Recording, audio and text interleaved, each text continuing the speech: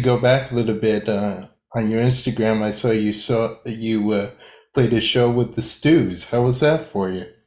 Yeah, that was a lot of fun. That was I mean that was only a day or two ago. That was on Saturday. So, well, I guess a little longer than that. But yeah, that was last weekend and it was super cool. That was our first show at a theater. Um which is a lot different than playing at like a one of the smaller like halls or like kind of divey type places we normally do. So yeah, it was a lot of fun and the Stews were really cool. We got to meet them kind of briefly. You can definitely tell they've been on tour for like months. So yeah, It was really there's awesome, and Aiden. I see Aiden's here. Yo, hello. Yeah. Hey, Aiden, nice to meet you. Sorry Nice if to you're meet you. looking at a still picture of me. I can't seem to get my camera rolling, but that's all right. I guess since Yeah, you that's two are okay. here, it's one more, so that's good. Expanding on that, I saw that one of your singles, "Only 'Cause I Wanted to," was featured on this playlist called "New Colorado Music You Should Know." And Yeah, have you been familiar with a lot of these bands, or by the same token, are you surprised by how much you can find out of what your scene is kind of germinating? yeah. So that's a playlist that I think Indie 102.3 and like the local 303 scene kind of make, which is like our um, like the Denver sort of local magazines and radios. They sort of curate that playlist. So I think I was familiar with most of those bands by this point. And I'm also familiar with the curator themselves. They're a journalist for 303 and Indie 102.3. But um, it's definitely a really cool scene going on here. And now that we've started to branch out into a little bit of the Boulder scene, obviously with Fox Theater and stuff like that, but we've also been in the Fort Collins scene a bit more. And Colorado as a whole sort of has a really strong scene when you consider all three of those cities. There we go. There's your camera. Yeah, there I am. But yeah, Awesome. So you kind of been spreading your kind of profile around there, around that area. Is that right? hmm Yeah. Oh, that's pretty cool. And it's nice that whether you played with these guys before or you kind of discovered and kind of it seems like you kind of branch off each other in a way. yeah. We got to know this band called the High Lines recently. We did two shows with them so far, but they're from CU Boulder, which is like Boulder's big state school. So they kind of had a Boulder following, and then they had some success on TikTok, which kind of gave them like a bit of a Fort Collins following. So we went up to Fort Collins, and we played the show with them, and it was like just huge. Like they totally packed the place, and we had done some stuff with like the Fort Collins school papers and stuff like that. And originally we did the show and we're like, dang, the Highlines just totally packed this place. Like this is all them. But later we kind of after we played the show, we got to talk to some people. Some of them were actually our own little following up there, which was really cool. But Oh, nice. yeah, that's definitely true. Like it's a scene. It's not like any individual band or artist. It's the whole scene kind of has to grow together, I think. Yeah. Yeah, and to go back a little bit, I mean, you and I met on just a common thread, in the Lexi Carroll song "Violet," and I was just like, I was amazed by not only that song, but you saying just stream us, and I was like, can I interview you guys instead? And lo and behold, we're here. Yeah, it's funny how that works, and I guess you're based on the East Coast because you gave us an East Coast Yeah, yeah. meeting time. I'm originally from Hawthorne, New York, in Westchester, but I moved to Tampa, Florida. But yeah, it's really cool how these connections are made, and I'm glad we can do this. Yeah, I agree. I didn't even know who that artist was. I just saw it on my Explore page, and sometimes I see stuff, and it was like I don't even know if I had the sound on, but I just jumped in the comments, and I was like, I'm just gonna respond to this dude. like I might as well. So Yeah. It's really cool. It is. yeah, I think it's refreshing, like to actually be able to meet people that way, especially in a comment thread. That's pretty sick. I yeah, mean, yeah, and this is, and oddly enough, I use Instagram for just casual use, but I'm mostly on Facebook, is where I do like a lot of the sharing of the articles and stuff. But if you want to follow me on there, that's cool too. And again, it just kind of blows me away. It's like a real pay it forward system. Yeah. yeah, and there's just so many artists out there. It's like, um, it's a weird thing. I think there's positives and negatives with just how much there is out there and how easy it is to connect and get stuff out there. It also makes it harder to cut through, but it definitely is positive for things like this. Totally with you Yeah, on that. yeah, and I mean, one way or another, we can make it happen together. It's like we need each other to thrive, and to kind of go back um, to like uh, to an even to an even earlier time when you were a kid. That's what I was getting to. Um, what were your influences like? What was your musical environment like as you were getting to know your artistic identity, if you will? Yeah. I guess I'll briefly give mine and then I'll give Aiden a chance. Yeah, Um, yeah, I mean, I started on classical guitar when I was like 8, and I just kind of I always wanted to play guitar ever since I basically like as soon as I could talk, I was kind of just asking for a guitar, that kind of thing. So my mom was a very good classical violin player up through college, and she thought that classical was the way to go for yeah. me. So I did that for about 4 years, and I liked it and stuff because I like music so much, but I kind of split off from that, and really I wanted to play the stuff that like I listened to on the way to school on the radio and that kind of thing. Just like the music that you really hear every day. That the majority of people listen to. That's what I wanted to do, stuff people connect with. So, um, yeah, I kind of branched off from that and started doing more like rock and like pop stuff, and then I wanted to do like go to college for music, and the way to do that is you really have to either do classical or jazz. And I didn't want to do classical again, so I went and I started studying jazz as well, and I got into school. And jazz, I like jazz. It's not really my passion. Obviously, like rock and pop music is what I really like to do, but Yeah. got me into school, got me an education. And yeah, I also do like producing. I produce all of our stuff, and that's what I studied in school as well. So that's kind of my background in a nutshell, I guess. Yeah. But yeah, Aiden is more of he's a multi instrumentalist more so than I am. Yeah, and take it Yeah. away. Yeah. Well, it's funny. I actually started when I first started playing music, like seriously and a lot. It was on saxophone, and I don't play saxophone anymore because I I did it in high school in like multiple settings, Yeah. uh, like jazz band, big band, marching band, even. And I was even in a group that we would like play little gigs around town at weddings and bars and stuff. But there was this kind of this itch where like I think I was like 13 or 14 where I just like had to buy a guitar and had to play one. And eventually I realized I could kind of express musically a lot better on guitar than I could saxophone. So I made that transfer eventually. Um, yeah. Oh, so when it comes to Sam mentioned that you're a multi-instrumentalist, and when it comes to that, do you find one instrument is more of a natural fit over another? Um, yeah. Yeah, I think that guitar and bass, probably just a fretboard based instrument is the natural fit for me.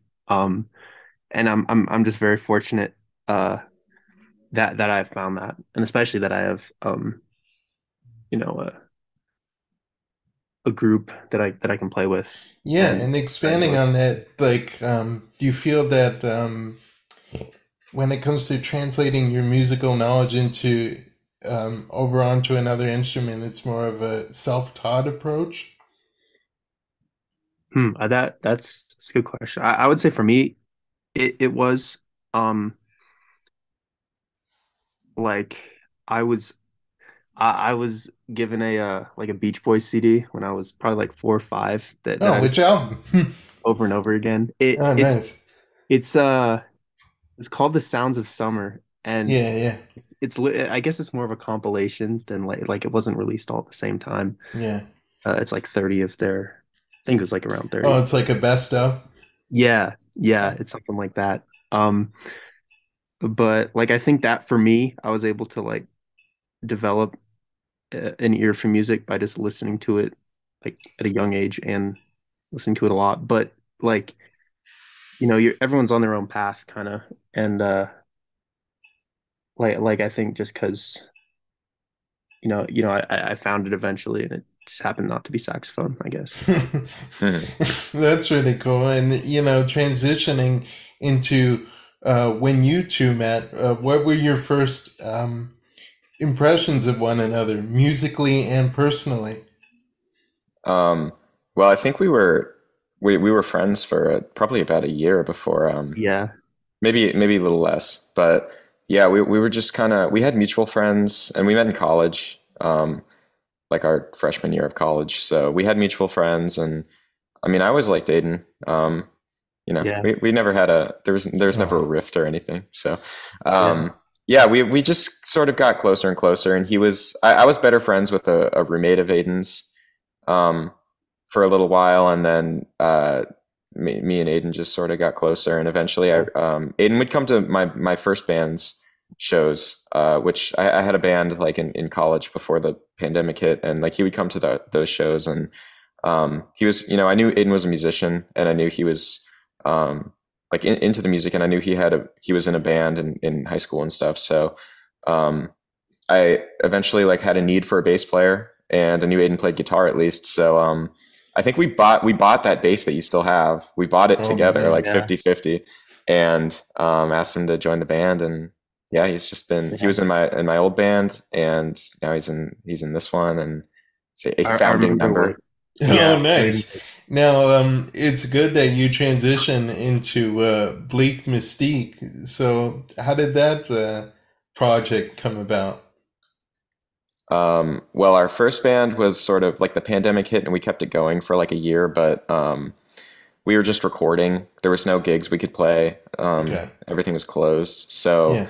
um, we were a four piece. We had a keyboard player, and he quit. And then um, our drummer wanted to branch off and do his own thing, which he's still doing. So we're still, we're tight with all these guys still. But he wanted to branch off and do his own thing. So then it was just me and Aiden, and we were like, okay, like let's just.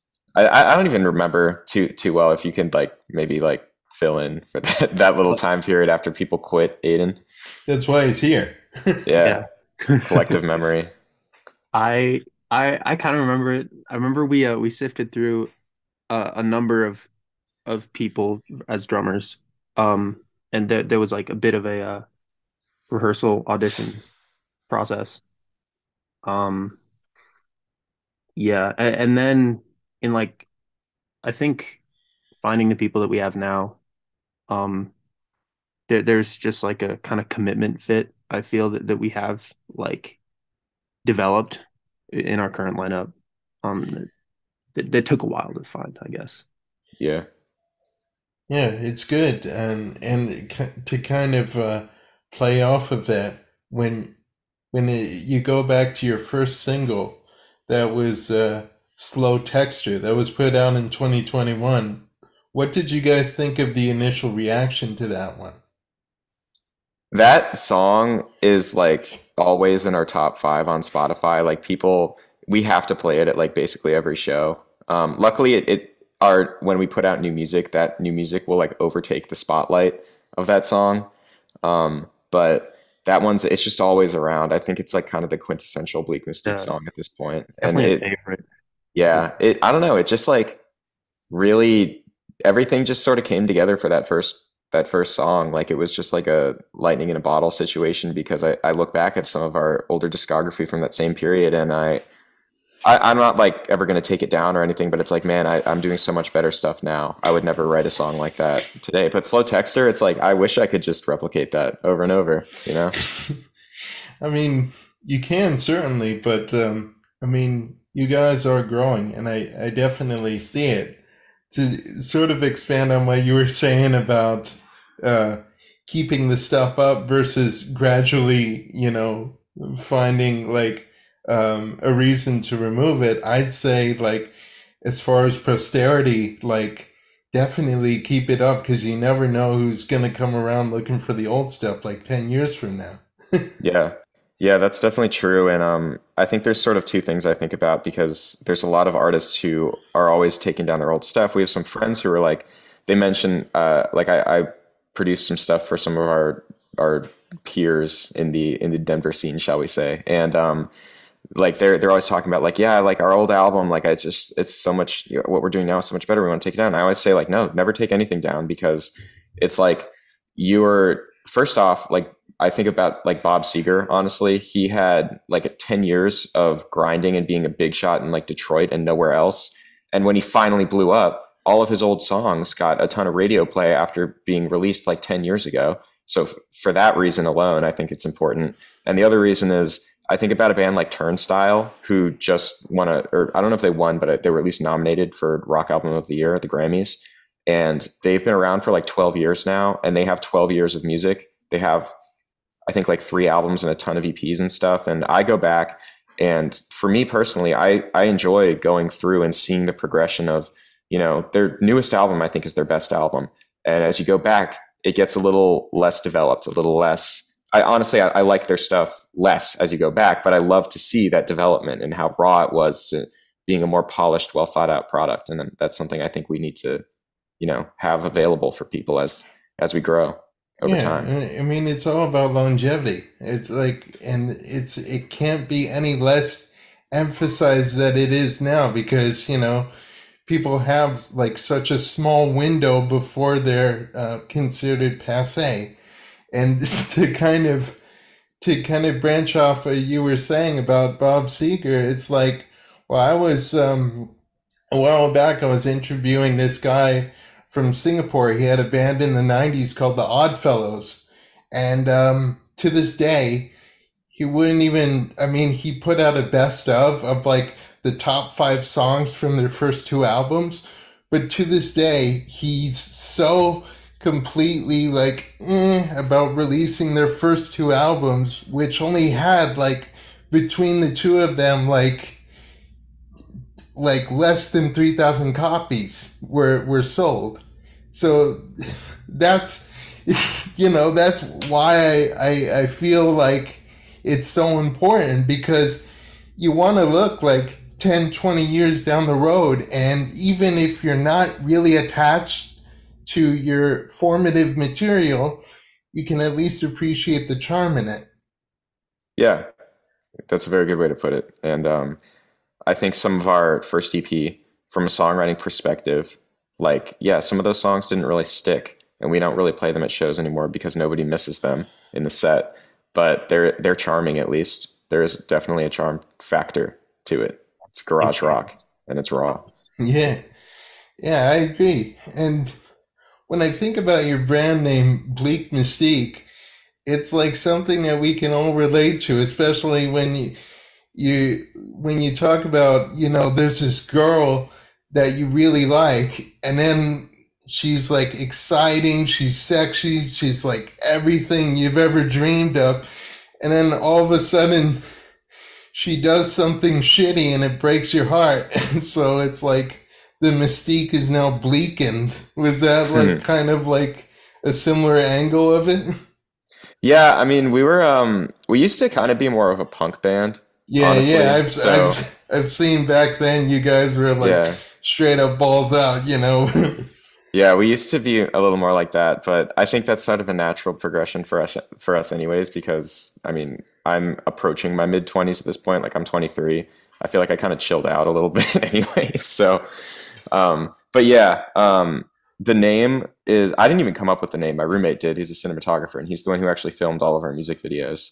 Oh, Um, nice. But yeah, we were just like really deliberating a long time over like the name, and I think I wanted Bleak in it. I was set on that, and I kept saying like I want something with Mystique because like whenever you tell Mystique someone, bitches. yeah, Yeah. and I was thinking about like bands that I really liked, and I was like, okay, well, let's think about some band names. And in the current age of SEO, you can't just be Nirvana, you know, Yeah. because you look up Nirvana and you get the definition of Nirvana and you get all kinds of other stuff.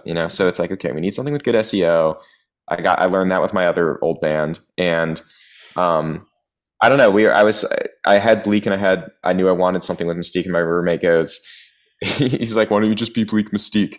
And at first I was like, that's kind of dumb. Like it rhymes. I feel like it knows it's dumb. It's like self-aware.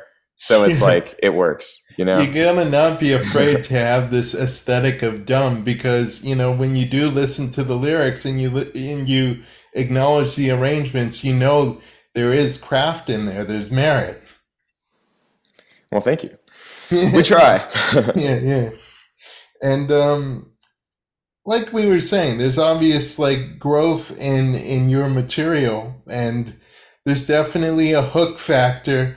I mean, I've listened to obviously your kind of entry single, if you will. You had a 2 volume EP that you did, and then a self-titled EP, and now you have your latest single, I think, called Indie Rock Coffee Shop. And then with this single, um, do you feel like you've grown in much of the same way? I certainly do. There's a lot, like the main thing is that our songs have um, more in them per like minute. Like a song like Only 'Cause I Wanted to, it still has a verse, like it has two verses, two choruses, a bridge, a guitar solo, and it's 2.5 minutes long.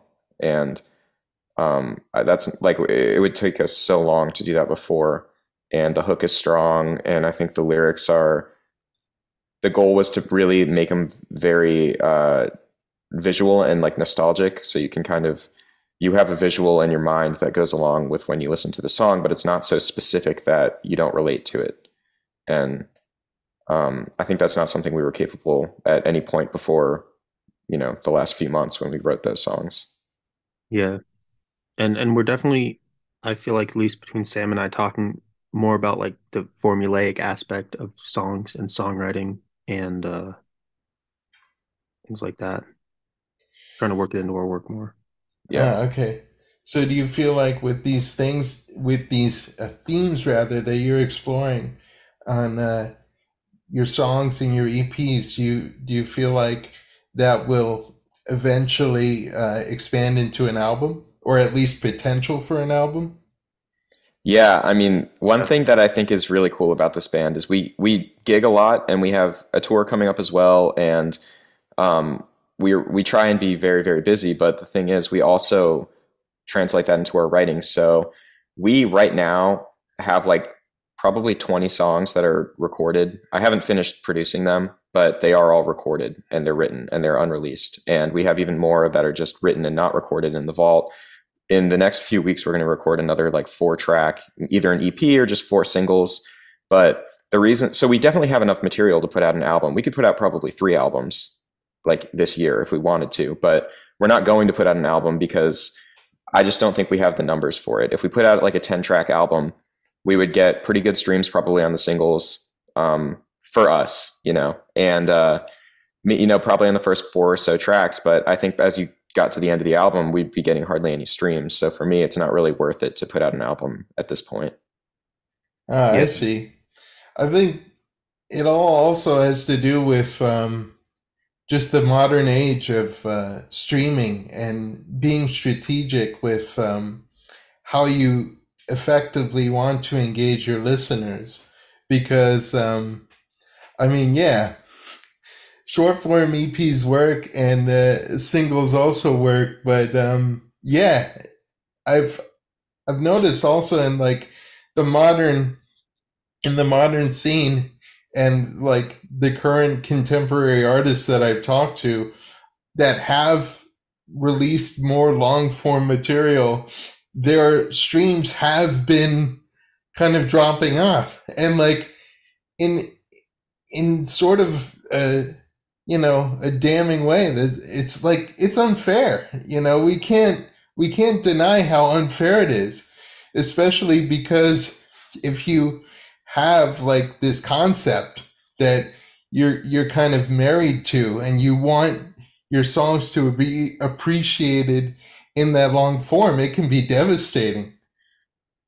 Yeah, that's something that Aiden and I have kind of been talking about a lot, where people don't really, just because of how much content is constantly being thrown at people through, social media and streaming and stuff like that. People don't really, think very critically about the art that they're consuming. I don't think they really consider the art versus what they like in social media, what, quickly activates their dopamine receptors and whatnot. And, that's something we have to be aware of as we market ourselves, and kind of, we have reluctance to put out an album for that very reason. But at the same time, I wish I could just be writing, concept albums and stuff like that, because I think we're capable of a lot more than is let on. And what is let on by necessity with, the age that we live in. It's perfectly said, and you definitely do have a concept with the hook in your name. You definitely do have a hook in your name, as well as the arrangements that you produce. And speaking of producing in a literal sense, how do you think for yourself and your own skill, Sam? How do you think you've grown as a producer? Yeah, well, as a it's always difficult to be both the player and the producer, and the advice you almost always get from other producers is don't produce your own stuff, don't master your own stuff, etc. But I don't know, Tame Impala does that, Jeff Lynne did that with ELO, I do Jimmy that. Page did that. Yeah, everyone does, and you kind of have to do it, because I don't want to pay someone $1,000 for a day to record stuff when it's like I can do it for free. So, Yeah. it's not only necessity, when you don't have a big budget. It's I think just the best workflow, because I'm a control freak. So, in terms of developing my producing over the years, though, I would say that um, we've our well our music has gotten less punk and more into the pop realm, more into the indie rock realm. We sort of have Spacey Jane stuff going on now, in my opinion, which is like an Australian indie hi-fi indie band, if you can even say hi-fi indie. It's kind of an oxymoron, Yeah. but the production's pretty hi-fi. So yeah, my vocals have improved, and that has lent the way for us to have like um, just completely different production, where before I would be very hesitant to add a lot of harmonies, but that's something I always wanted to do. I love that Beatles sound of like a big, wall of harmony. It's like a quartet followed and a lead vocal. And I started getting into some of the slide guitar stuff that George Harrison would do. And now that's sort of a staple of our sound: big vocal harmonies, big vocal stacks, that kind of stuff. And the whole thing of just, you're constantly getting better every single time you do a new mix of a song, or learn anything at all. So I think our sound has just gotten more polished as well, and the music happened to get more polished too, so it fits, luckily. Yeah. And in the same way, Aiden, how do you feel? You've grown in your musical abilities, and I guess in a more broad context, how have you kind of refined your approach to different instruments? Um, yeah, I think it's very much a work in progress for me, and I try and have the mindset that I can improve and just get better at my playing and all aspects of it, like singing and um, yeah, I don't know. It's exciting though. One thing I was kind of considering is uh realizing that like when I think of an album and someone like listening to the whole thing, that kind of is like a cult follower, like cult fan kind of thing. And I think we've realized through playing in different places that we kind of different cities react to us differently and hear us differently. And I do think that I'm excited to just go to more cities such as like Tempe or something that we've never been in, that we don't really know how. our stuff will be received there. But Yeah. Yeah. And it's really important also, like, not to be cliche, but, it's all about stepping out of your comfort zone.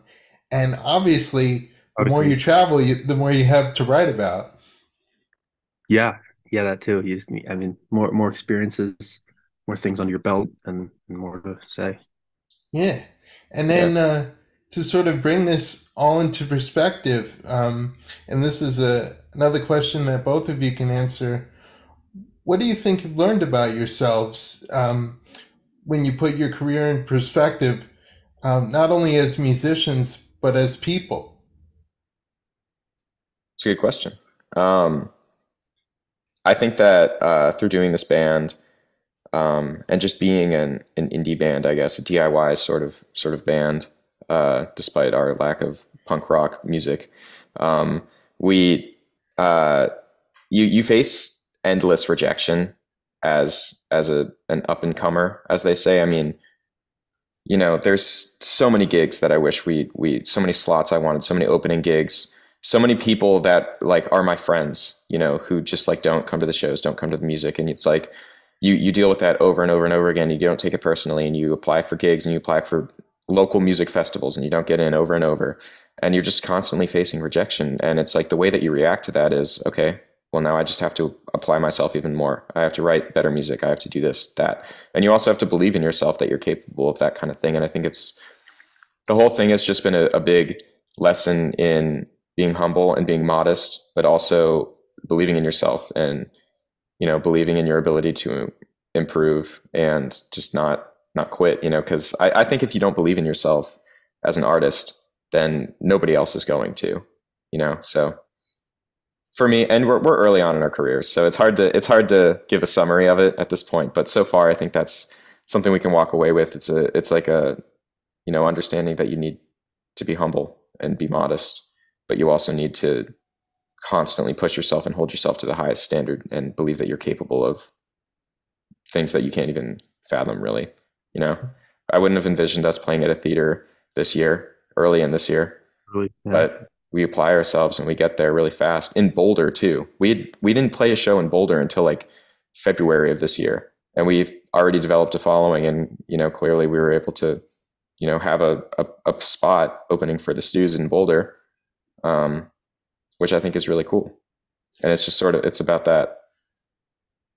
And then when you think more about that, I mean, you've mentioned like facing rejections, for getting into, you know, sharing the bill with, an artist that you can potentially learn from and learn about. When you do get accepted, is it more of like a not just a sigh of relief, but a chance to do better and be better? Yeah, I mean, it's sort of like it's like when you think about a professional athlete almost who trains hours and hours and hours every single day. I mean, that's what I'm doing, and I know that's what Aiden does too, and everyone in the band. We're just constantly thinking about this band and the songs we're writing and the performances we're going to do and stuff like that. So it's like you're just training, training, training, and you're like a bench warmer. And then you finally the starter gets injured, and you get your chance to step up, and you're really only in that thing for like an hour, and it's been years of training, of dreaming about that moment, and then you finally get to do it. And we get one of those, every few months, a really good opening slot or something, and chance to play to a very big crowd. And you never know who's going to be at your shows, that kind of thing too. At Fox Theater, you never know who's going to be there, stopping in. A&R people, that kind of stuff. So I think it's kind of like that. And you have to have that mindset about it, and know that every one of those opportunities is extremely precious. So you have to be working all the time to capitalize on it. But Hmm. didn't mean to take up. I would love to hear what Aiden has to say. It's hard to get a word in over Zoom Take it away, sometimes. Aiden. um, yeah. Well, I guess this is something kind of different, but like for me, I can think of a few shows that I would consider that I've had with this band to be like pretty formative. Um, we with our old drummer, we did a set um at a venue in Denver, and we kind of realized before we got on that we didn't have a single fan there, and no one Like we were the only people that we knew there, aside from the bands we met like that night. Um, and the kind of stuff that is, makes you or breaks you. And like there was a show we played in Phoenix where my amp died out more or less like 30 or 45 seconds into the song. And now, the first song, our opener, the very start of our set. And Oh, it's just like, you know, it is formative. And I think it made me stronger, but it also made us stronger. Yeah, we played a show in January of this year. Despite all of I think this is definitely the best year we've ever had, and it just got started. And we've gotten to play to some really big crowds and really build our own audience a lot. But at the same time, we played a show it was actually November of last year, and Aiden couldn't make this gig, so he doesn't remember this. But we played a gig in Denver, and we were a trio for it. Luckily, everybody can play guitar and bass, basically. So that's we figured it convenient. out. Yeah, it helped. The bench is deep, as they say. But we played it, and there was literally nobody there. Like my girlfriend was there, and she was just chilling, and like that was the turnout for the gig in our hometown. And it's like, okay, like what are you gonna do? You step up and you play your show, and you deliver the set the best you can. You don't back It's away from the Yeah, you can't shut down, you can't back away in that situation because I don't know. I think about a band like that I look up to, like a I don't know, like a Nirvana, like an Always, like a Spacey Jane, Arctic Monkeys. I can't imagine the Arctic Monkeys. When they were getting started, they were probably grinding for years. I don't know their biographies super well, but I can't imagine them, in some part of England, probably London, you know, playing a show and like they have a weak turnout. They have like their two girlfriends and maybe a friend there. They're definitely going to deliver the best set that they can.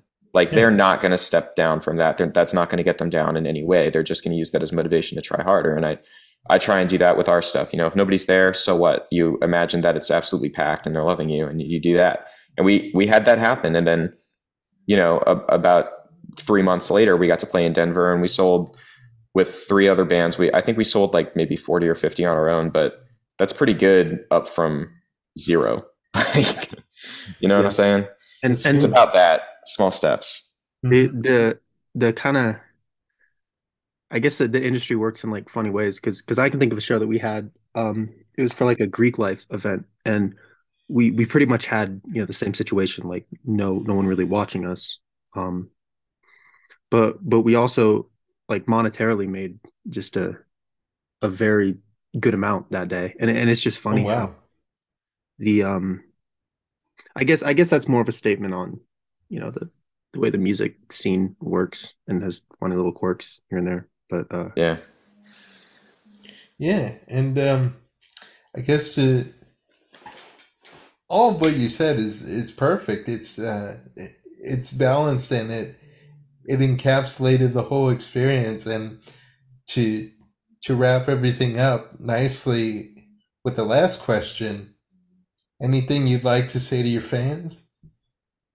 Um, I mean, we know that this whole thing it's not about individual moments or anything like that. It's not about a specific song. It's not about a specific show or a tour or an album or anything like that. It's about the whole journey and the story of what this is. That's why people fall in love with bands like the Beatles, and people are still making movies about Elvis Presley, and there's Taylor Swift, people like that. It's not about any specific moment or song. It's about the journey.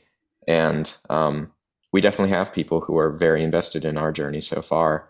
And, we're just very thankful for that. And we're thankful that they know it's about the whole story of this whole thing. It's not a specific moment. That's awesome. Thank you so much for doing this, man. I appreciate it. Yeah, of Both course. of Thank you. you. Yeah, and it's awesome. Like again, like it's so spontaneous how each of us connected.